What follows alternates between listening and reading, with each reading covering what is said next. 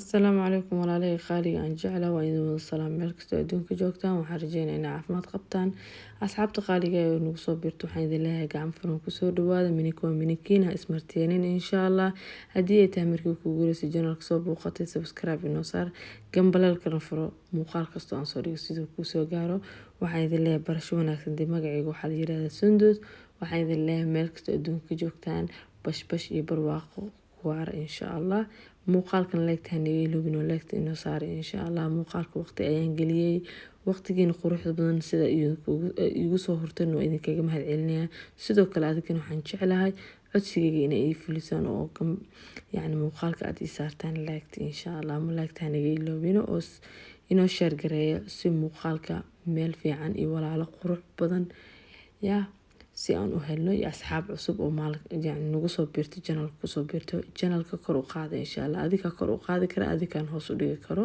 waxaan rajeynayaa inaad channelka kor u qaadaan iska raal noqdahay waxaa waa tuugsi iyo calaacal iyo canaan aan isku kiin dara ma fahanteen soo dhawaad meel kastoo joogtaan inta waa in loo baahan yahay kaftanka waa furan yahay soo meeshan waxaa avocado ayaan soo jarjartay hal xab avocado ayaan soo baxsaday oo aan raba bibidi yar inaan siisto insha Allah avocado ogtihiin faa'iidada ay leedahay inta lagu soo koobi karo soo ilmaha yarkan aad iyo aad ayuu anfacaysaa ilmaha yar haddii aad haysato avocado ugu dadaal insha Allah waxaan sameyn kartaa avocado markay ku bislaato kaleeto inaad jarjarto ayaa miis ku saari kartaa si cunugu ilkaha sida ugu qabsado ugu goosto ama haddii uu yar yahay kaleeto saaid u yar yahay cunugaaga hal san oo ka yar yahay kale waxaa sameyn kartaa insha Allah avocado u burburo sida arkaysan fargeetada ayaa saf fiican ugu jijibinaya si oo daqiiq u noqoto xogaa yara way adag tahay avocado laakiin wayna bisasha wayna yar adag tahay wax yar ayaa u dhineed insha Allah laakiin intii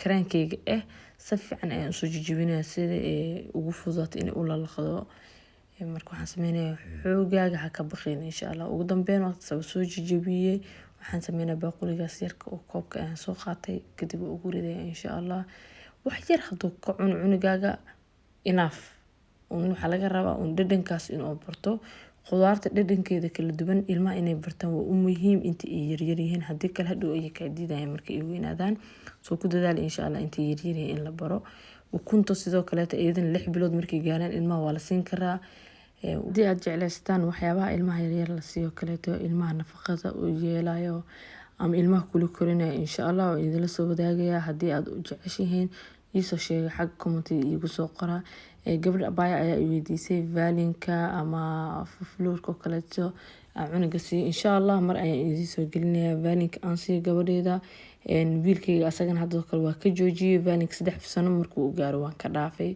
sababtoo ilkaha uma fiicnaa la dhakhtarka kaleeto meelaha marka akhriyay soo waa ka joojiyay inta ka badan ilmaha valinka wuxuu ka caawinayaa lafaha maasha Allah tabarakallah cunuga hadii aad valinka si fiican inta sida loogu talagalay aad u qasto cunugaaga siisto lafihiisa ayaa ka dareemaysa insha Allah soo meeshan waxaan soo saartay birtaaba ayaan soo saartay chicken ayaan waxaan u soo jartay xoogaa si yar oo balbalaaran kadibna waxaan rabaa wax yar oo afur oo kaaliska arag oo inaba caadi ahayn inaan ka soo turto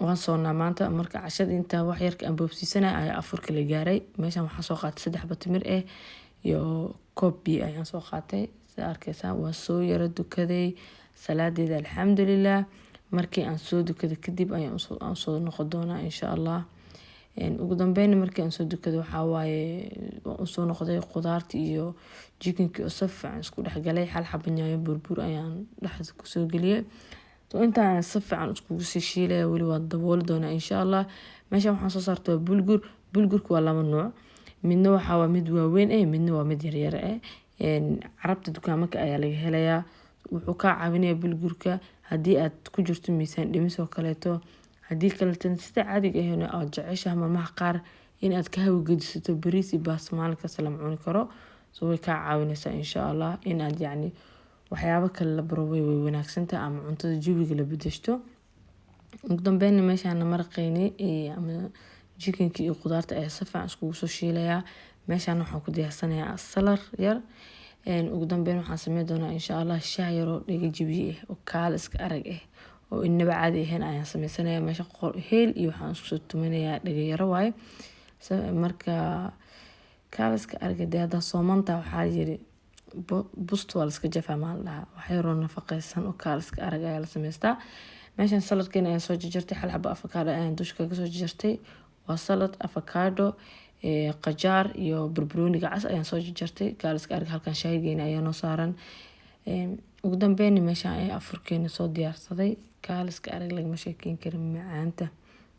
ana idinku hubiyo oo broweyn faante afur wanaagsan isoo dhahay insha Allah. inta soonka lagu leeyahay soonka ilaahay la garab galo. inta xilligan qabo waa lagu jiro hal iska guday insha Allah oo waqtiga yar yahay. anaga markaa qurbaha dadka jooga ayaan la hadlaa.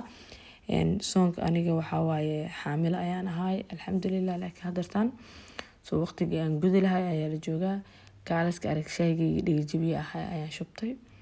lagama sheekeyn karo dee cuntadii waa taasaa yaa ka warama kasoo sheekeeya. dee waxaan idin leeyahay soo dhawaada ha ismarteenina yaa janalkana korna ugu qaada insha Allah. markaan soo afuray alxamdulillah waxaan rabaa casriye yar oo fudud oo kaaliska arag aan sameeyo insha Allah. waa rooti dhexda laga gelinayo jumlad badarkaas yarka ayaan insha Allah soo fiiqaya marka horeeto. kadibna waxaan rabaa inaan dhexda ka geliyo rootiga. cafwan inta aan qasay waan iloow inaan duubaan umaleynay laakiin ma aanan duubin. laakiin hadda ayaan idin sheegay afka ayaan kaga sheegay fahanteen. waa bur inta qiyaasta adiga ugu xiran tahay burka kale. bur iyo hal xabo ukun wax yar oo cusbo wax yar oo sokor caano ayaan kusoo qastay iyo wax yar oo fixise marka fixisada kale khamiirka aniga waxaan isticmaalay midda qoyan. haddii aad haysto midda qaleelkan iyadana sidoo kaleeto waa caadi. waxaa sameyn kartaa biyo ayaa ku qasaysaa meel ayaa dhigaysaa 5 daqiiqo kadibna waa isticmaali kartaa. soo saxankan ayaan soo qaatay. waxaan sameynayaa saxankaas ayaan si fiican soo u mariyay subaga si uusan iiga dhadhigin. jumladii ayaan waxaan sameynayaa rootiga ayaan dhexda ka gelinayaa. waa muhiim rootiga inaad ka dhigto rooti yar oo si isla eg oo siman inaad u sameyso. haddii kale wuxuu kaa noqonayaa markii aad foornada geliso rooti waaweyn ayuu kaa noqonayaa haddii aad waaweyn marka ku kuskuso. soo isku day insha Allah inaad si yar oo isla siman oo xogaa yar oo jumladaas alla ekeysi ka dhigo insha Allah. waayo markuu soo faxo ama la geliyo ofinka haddana wuu sii yara weynaanayaa. wuxuu ku qurux badan yahay ama indhahaaga soo jiidana waxay tahay markii isla eg rootiga isla ekeysiyo ayuu ku qurux badan yahay insha Allah. sidaas ayaan kusoo wadaya qurux badan oo wareega walaahi rootigan waxaa waaye aadna u fudud yahay. casriye ay naba caadi ahayn waaye haddii aad haysto caruurtaada kaga duceyso. sidoo kale xaajigaada galbiyo oo guriga jooga oo kaleeto. soo waxaa waaye casriye familka insha Allah. rootiga ugu dambeyn xabadii ugu dambeysay ayaa halkaas soo geliyay dhac ka bax fahanteen. waxaa sameyn doonaa insha Allah kaaliska arag ayuu kusoo baxay. waxaan dhigayaa muddo 20 daqiiqo ama 15 daqiiqo 20 daqiiqo ama 15 daqiiqo ayaa halkaas dhigayaa.